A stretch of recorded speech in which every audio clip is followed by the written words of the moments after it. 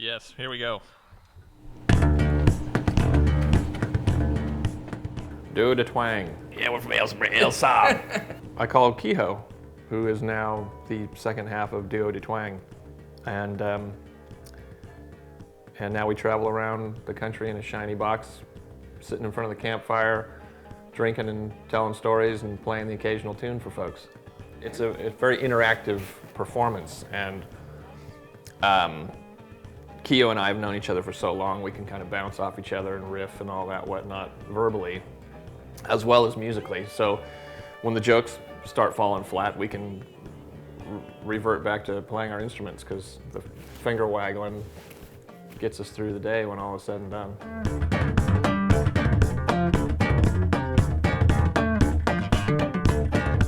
We're having a good time, and I call it my fuck off vacation band, but it's really kind of blossoming. It's becoming a very enjoyable thing to do. And as long as it's enjoyable, I'll do it. Once it becomes not so enjoyable, it's time to move on to. It's time to pull the next pot to the front burner on the stove. Lots of pots on the stove. I was reading you played Woodstock '94. I did, yes. And they threw mud at you when you did My Name Is Mud. Which, at the time, it seemed like a rational thing for folks to do. Sure, right. Yeah, My Name Is Mud, here comes the mud. And fortunately, I was able to get them to stop. What did you say exactly? I said, folks that throw mud at performers on stages tend to have small and insignificant genitalia. And people don't like it when you question their manhood, so to speak. And so they stopped. It worked. Rex was a Texan out of New Orleans, and he traveled with the carnival shows. How do those things come about, just those ideas to cover those songs? Something like Winona's Big Brown Beaver. That's actually how the way the song was originally written. It just happened that when we were doing Tales from the Punch Bowl, I had this song that was based around this bass part that was kind of loaded with fancy triplets and whatnot, and it just fit really well with the lyrics I had written. So I just pasted them on to that song, and it became the lead track from the record. But it was originally supposed to just be this little sidebar, filler piece, interlude piece of music, kind of a little hillbilly stomp thing. And it was the bane of my existence for a while.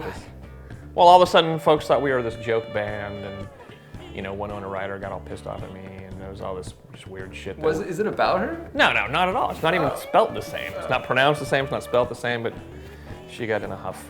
It was just, there was a lot of people asking about whether it was about Winona Ryder, and obviously it's about a vagina, and they had banned it from MTV, and I had to speak to this woman from MTV to get her to at least play it after midnight, and it was ridiculous. But now I don't give a shit.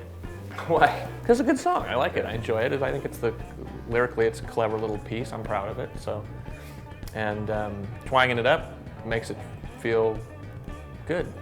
Is it tough to adjust to the twang, or no? No, not really. It's liberating to an extent, because I don't have giant amplifiers. I don't have big video screens and inflatable astronauts and things behind me and tons of pedals to step on. It's just an acoustic instrument that's plugged into a little Ampeg Portaflex, only purely just for amplification, not for any tonal quality. I'm just saying, I always envied those guys that could walk into a piano bar and sit down and play Scott Joplin tunes. Right. And I couldn't do. What am I gonna do? Grab my bass and start playing Tommy the Cat around the campfire? Well, all of a sudden I'm doing these things with my son sitting around the campfire. Him playing banjo, me playing my resonator bass, doing Vernon Dalhart songs and Johnny Cash and Stompin' Tom and things like that. And it's an amazing thing. You got to keep opening the doors or you get bored. It's like Woody Allen said in Annie Hall. Relationships like a shark. It has to keep moving forward or it'll die. And what we have here on our hands is a dead shark, referring to his relationship. And I don't want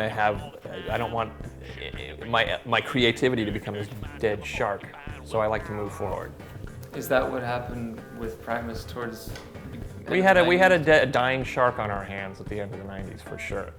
And though the last Primus record of the '90s wasn't my favorite Primus record, I feel like at least we stopped before we shit our pants. There's sort of mystique about you, I think. This is the first I've heard of it. No way.